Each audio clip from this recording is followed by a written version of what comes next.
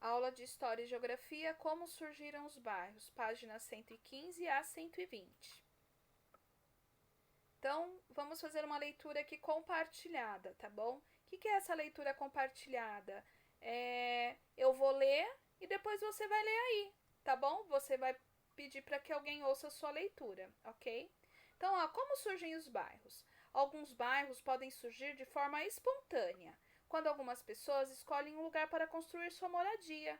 Com o tempo, a população deste local aumenta e mais casas são construídas. Surgem então algumas necessidades: o que fazer com lixo, como conseguir água para todos, como iluminar as ruas e as casas, quem vai limpar as ruas, onde as crianças vão estudar, onde construir o posto de saúde. Diante de tantas necessidades, os moradores se organizam e passam a solicitar à prefeitura a instalação desses serviços públicos, que, embora sejam direitos de todos, nem sempre são fornecidos rapidamente. Há bairros que são construídos de forma planejada. Isso acontece quando o proprietário de uma extensão de terra resolve dividi-la em lotes ou terrenos. E antes de vendê-los, consegue fazer com que sejam providenciados alguns ou todos os serviços públicos necessários. Bairros que surgem assim são chamados de planejados. As prefeituras, às vezes, em parceria com os governos estaduais ou federal, também podem criar bairros. Nesse caso, constroem casas ou apartamentos e providenciam serviços públicos. As moradias são vendidas à população de baixa renda por um valor que eles podem pagar. Esses são chamados bairros populares. O que eu quero explicar aqui para vocês, quando fala aqui, as prefeituras, às vezes em parceria com os governos estadual e federal. Então, olha só, prefeitura é o governo que cuida da cidade, tá? No caso, a cidade de Diadema tem uma prefeitura. E nós já falamos, o prefeito de Diadema é o Lauro Michels. A cidade de São Paulo tem uma prefeitura, o prefeito é o Bruno Covas, tá bom? Atualmente. Então, a prefeitura, em parceria com o governo estadual. O governo estadual um governante, tem o governador que cuida do estado como um todo. Então, nós moramos, a cidade de Diadema e a cidade de São Paulo está dentro do estado de São Paulo. E a prefeitura, junto com o governador, então quer dizer que é o prefeito Lauro Michels, junto com o governador de São Paulo, que é o João Dória, os dois eles vão trabalhar juntos em parceria para poder criar novos bairros, tá bom? E ainda tem o governo federal que fala aqui, ó. Então, temos a prefeitura, que é os governos das cidades, que são os prefeitos. Temos o governo estadual, que tem o governador. E tem o federal, que é a nível de Brasil, o país. Então, aí já entra o presidente, tá bom? Então, nós temos, prefeitura. Prefeito de São Paulo, Bruno Covas. Prefeito de Diadema, Lauro Michels. Aí nós temos o estado. Tanto a cidade de São Paulo quanto a cidade de Diadema está dentro do estado de São Paulo. Então, o governador que toma conta de todas as cidades que estão no estado de São Paulo é o governador, atualmente é o João Dória. E federal é o presidente Bolsonaro no momento, tá bom? Eu só queria esclarecer isso para vocês, mas isso também vão ser assuntos que mais para frente nós vamos estudar com mais detalhes, tá? Então agora façam a leitura de novo desse texto em voz alta para treinar a leitura e depois continua na próxima página, tá? Vamos lá. Cada bairro tem sua história. Vamos conhecer um pouco da história de um bairro da cidade de São Paulo, tá bom? Então, o bairro de Higienópolis, na década de 1920. Ainda existe esse bairro, Higienópolis, tá? E essa história que a gente vai ouvir aqui, gente, é uma história fictícia. Nós já vimos que fictício é uma história que foi inventada. Apesar do bairro Higienópolis existir de verdade e já existia na década de 1920, o que acontece aqui nessa história não é real, tá bom? Foi inventado. Então vamos lá, mas vamos ler, né? Porque para ver o que fala. Alguns fatos são reais, outros não, tá bom? Vamos lá. Passando pela Praça Buenos Aires, vi um grupo de crianças brincando e correndo. Seus gritos repercutiam em meus ouvidos como ecos de coisas mortas, remanescentes de um passado há muito tempo desaparecido. Lembrei-me então do meu sonho. Durante a noite inteira eu havia sonhado que ainda morávamos lá e meus filhos eram pequenos. No sonho ouvi chamarem várias vezes: Mamãe, mamãe! Mal a claridade do dia passou através das tabuinhas de venezianas, eu me vesti e saí. Tomei o bonde para passar na nossa casa. Digo nossa por hábito, porque há muitos anos já que a deixamos e nem sei quem mora lá. Desci do bonde umas quadras antes para passar a pé diante dela e vagarosamente fui subindo a Avenida Angélica, tão familiar e amiga, onde residimos durante tantos anos. Esse quarteirão não mudou muito. Um ou outro prédio novo e por toda a parte as mesmas árvores e até, pode-se dizer, os mesmos pássaros cantando em seus galhos. Diante da casa, parei um pouco para ver melhor. Lá estava ela, com as duas janelas de frente e o portãozinho de ferro. O jardim de 4 metros, como chamávamos, e a trepadeira roxa plantada por Júlio há tanto, tanto tempo. O jardim era insignificante e pequeno, mas para nós era encantador, com algumas roseiras e um canteiro de cravos. Havia cravos brancos, vermelhos e outros quase roxo. A gente vai passar para o próximo slide, mas olha aqui, ó, aqui tem em destaque a palavra remanescente. Então, remanescente é aquilo que restou, tá bom? Aquilo que sobrou. Vamos lá para a próxima página. Quanta saudade eu tenho deste tempo da Avenida Angélica, quando meus filhos eram crianças e vivíamos todos juntinhos com Júlio, meu marido, como passarinhos em gaiola. Várias carrocinhas de padeiros e leiteiros subiam e desciam a avenida. Pessoas saíam de suas casas e iam esperar o bonde na esquina. De vez em quando eu ia visitar tia Emília na rua Guaianazes e ela também me visitava uma vez por ano. Há tempos, já que não tinha carruagem, comprara um grande automóvel preto que fazia sucesso por onde passava. Brilhante e imponente, mas quando começava a rodar, soltava uma fumaça escura e fedorenta. Alfredo ficava o tempo todo examinando o automóvel detalhadamente. Quando a limusine parava em frente à nossa casa, era uma alegria para ele conversar sobre maquinismos, principalmente de automóveis. Nessa época, Isabel, que se aproximava dos 8 anos, também entrou na escola, e eu me lembro tão bem do primeiro dia que ela foi, tão entusiasmada e tão contente, com uma saia pregueada, azul marinho e blusinha branca de fustão, na cabeça um grande laço de fita vermelha. Voltou tagarelando muito, contando maravilhas da professora e das outras meninas. Chegamos então a 1922. Muitas casas novas apareceram perto da nossa e nas travessas da Avenida Angélica a cidade fez um progresso assustador. Ruas que antigamente eram lama e pó foram calçadas e nos terrenos baldios surgiram palacetes e mais palacetes. À noite, à volta da mesa da sala de jantar, conversávamos sobre o futuro das crianças. Carlos dizia que ia ser médico, Alfredo queria ser mecânico, Julinho queria estudar engenharia e Isabel dizia que ia ser professora. Vamos ver só o vocabulário, tá bom? Então temos aqui em destaque a palavra maquinismo, conjunto de peças de uma máquina. Temos em destaque a palavra fustão aqui, ó. Fustão, tipo de tecido em relevo, é um tecido que a gente sente assim, ele é mais grosso, tá bom? E baldios, sem construções, geralmente com mato, são terrenos vazios, tá bom? E aqui tem uma parte que fala das ruas que antigamente eram lama e pó e foram calçados, ou seja, essas ruas foram pavimentadas, né? Então, gente, aqui conta a história do livro Éramos Seis, de Maria José Duplé. Esse livro foi escrito em São Paulo, né?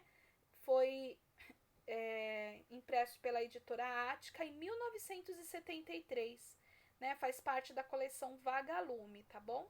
Então aqui é uma história fictícia, mas tem muitas coisas que são contadas nessa história que são reais, realmente.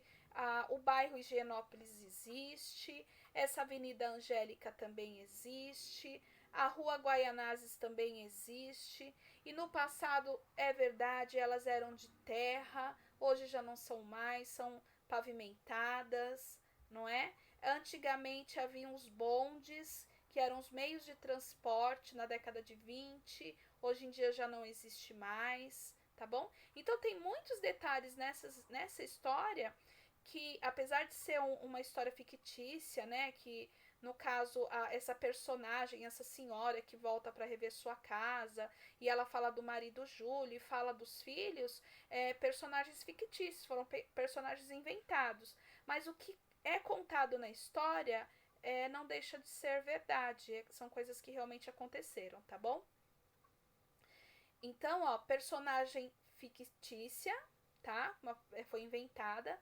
As histórias do bairro são baseadas em documentação histórica. Então, tudo que foi informado aqui é porque houve pesquisas, né? Para poder escrever essa história, tá bom? Vamos lá. Então, aqui tá falando do bairro, né? Que cada bairro tem a sua história. Então, essa história aqui do livro Éramos Seis não deixa de relatar um pouco da história do bairro chamado Higienópolis, tá?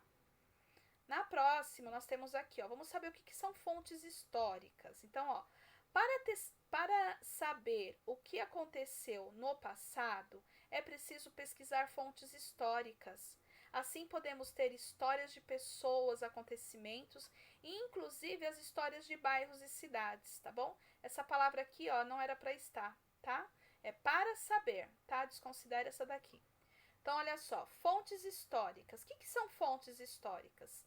Aqui fala, ó, pesquisar fontes históricas. Então, para a gente saber do passado, de pessoas, de lugares, de acontecimentos, é interessante que possamos fazer pesquisas em fontes históricas. Então, olha só, fonte histórica é tudo aquilo que traz informações sobre o passado e que serve para a construção do conhecimento histórico. Então, uma fonte histórica traz informações do passado e que ajuda no presente a construir o que aconteceu no passado, tá bom? Existem vários tipos de fontes históricas. Então, ó, relatos orais, entrevistas, lentes. Então, por exemplo, a gente pode fazer uma entrevista com uma pessoa mais velha, já de idade, e perguntar para ela como que eram as ruas do bairro onde ela morava, o que tinha no bairro onde ela morava. Por exemplo, vocês podem perguntar para sua avó, para o seu avô, né, uma pessoa mais de idade que vocês conhecem e fazer uma entrevista com eles. Me conte, como era o bairro onde você morava? O que tinha de legal? Onde as crianças brincavam, tá bom? E isso vão ser relatos orais. Por que relatos orais? Elas vão falar, elas vão contar, tá bom? Documentos escritos, ou seja, certidões, cartas, testamentos, livros, jornais, revistas, entre outros. Então, pessoas que fazem pesquisas de acontecimentos e de locais e de como eram as pessoas, as histórias e tudo que acontece no passado, elas procuram pesquisar documentos escritos, né? Certidões, por exemplo, certidões pode ser certidão de nascimento, de falecimento, de casamento, certidão de compra e venda de imóveis, né, de casas, tá bom?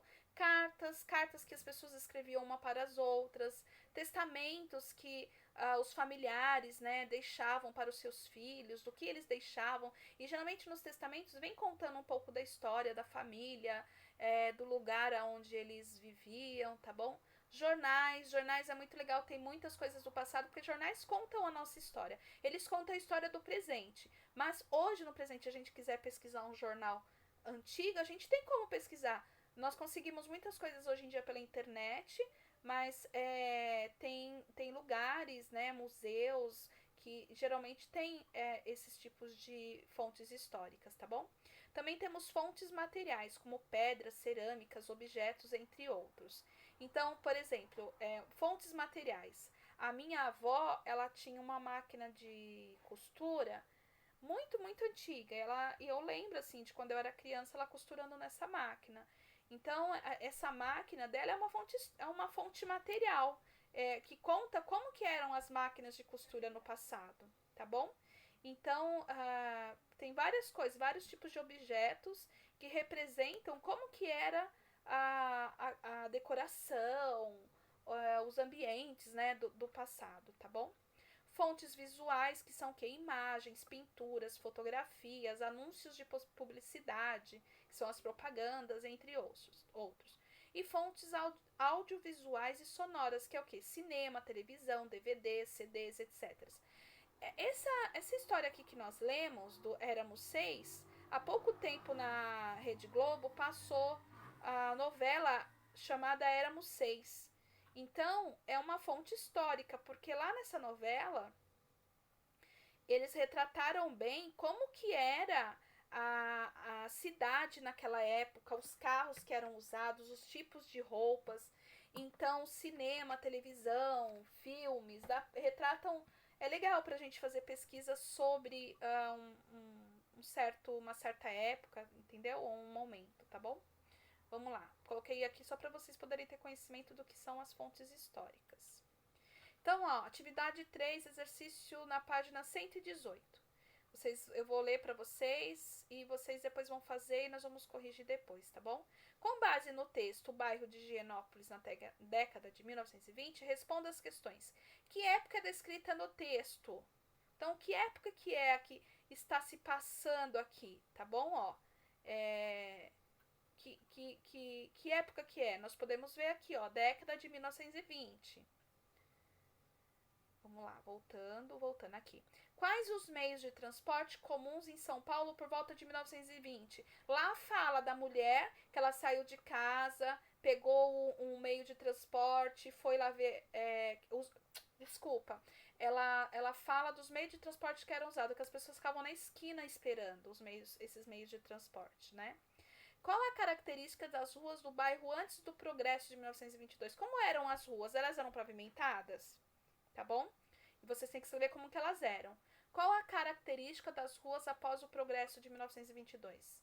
Então, depois que passou 1922, como que as ruas se tornaram, tá bom? E, aqui ainda na página 119, quais trechos do texto nos ajudam a perceber que Dona Lola fala de um tempo antigo? Marque-os com lápis vermelho. Pode pintar, tá bom? Lá no texto, vocês vão procurar onde que ela tá falando de um tempo antigo. F. Segundo Dona Lola, que elementos do passado do bairro permaneceram apesar da passagem do tempo? Tem várias coisas lá que ela fala que continuam as mesmas coisas, apesar de terem passado alguns anos, tá bom? E aí vocês também vão fazer a página 119, que é a lição de casa, né? Então vamos lá. Releia os textos da atividade 1 e responda com base no que você conhece do bairro em que mora. Ele é parecido com algum dos bairros citados nos textos? Lá naqueles textos lá, gente, fictício, que vocês grifaram com cores lá, algumas coisas que estavam pedindo na atividade. Algum deles é parecido com o seu bairro? Com qual deles? Justifique sua resposta, tá bom? Isso aqui você pode escrever no seu caderno, tá? Coloque no seu caderno essa resposta. Se o seu bairro é parecido com algum deles, com qual? Então, por exemplo, sim, com qual deles? O texto 2. Por quê? Justifique sua resposta. Porque no meu bairro tem isso, naquele bairro também tem, tá bom? E aí vocês vão justificar. Isso no caderno, exercício 1 no caderno. 2. Faça uma pesquisa sobre os serviços públicos existentes no bairro em que você mora. Se precisar, peça ajuda a um adulto. Depois faça o que se pede. Então, assinale os serviços de que o bairro dispõe. Quer dizer o quê? Assinale os serviços que tem no bairro que você mora. Tem água encanada? Chega água na sua casa pela torneira? Tem esgoto? Quer dizer, rede de esgoto? Tem um lugar para onde vai toda a sujeira do vaso sanitário, da pia? Tem iluminação das ruas? Tem rua asfaltada? Tem energia elétrica? Tem coleta de lixo? Tem limpeza e conservação das ruas e praças? Ou seja, essas ruas são limpas? As praças são conservadas? Tem escola pública?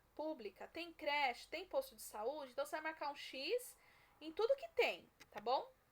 Se existirem outros, anote-os em seu caderno, tá? Além desses, se tiver algum outro que você lembra aí, você pode anotar no seu caderno.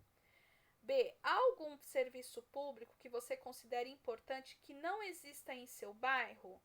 Qual? Se algum desses serviços aqui não existe no seu bairro, você vai escrever qual que é, tá bom? Que não existe no seu bairro, certo? Vamos lá. 3. Escreva 3 exemplos de documentos históricos, escritos ou não escritos, que você poderia utilizar para fazer uma pesquisa sobre a história de um bairro, tá? Então, ó, lembrete, fontes escritas, cartas, certidões, livros, jornais, revistas, etc. Essas coisas são tudo escritas, gente, né? São fontes, documentos históricos que a gente tem que ler para poder ter informações, tá bom? Agora, fontes não escritas, fotografias, relatos orais, né, aqueles que são falados, que são as entrevistas, por exemplo, conjuntos arquitetônicos, que é o que? Casas, prédios, tá bom? Pinturas rupestres, pinturas rupestres, o que que é? São aquelas dos homens das cavernas, tá bom?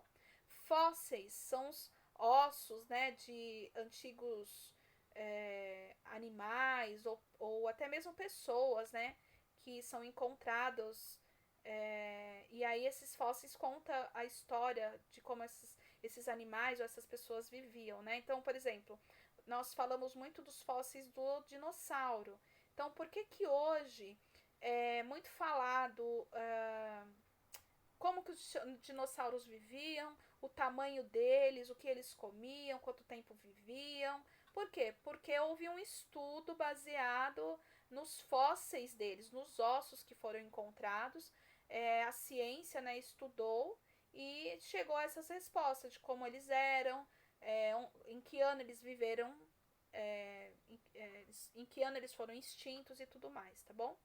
Monumentos históricos, ou seja, pode ser estátuas, pode ser várias outras coisas, tá bom? Os monumentos. Pode ser um museu, tá? Utensílios em geral e etc. Então, vocês vão escolher aqui, ó. Por onde vocês acham que seria mais fácil? Dá 3 exemplos de documentos históricos, tá bom? Que você poderia utilizar para fazer uma pesquisa sobre a história de um bairro. Pode escolher daqui e escrever 3. Escrevam lá no seu caderno, tá? Bom trabalho, equipa. É o que o Snoopy falou, tá? Mas eu quero dizer bom trabalho, equipe. Vocês são muito bons.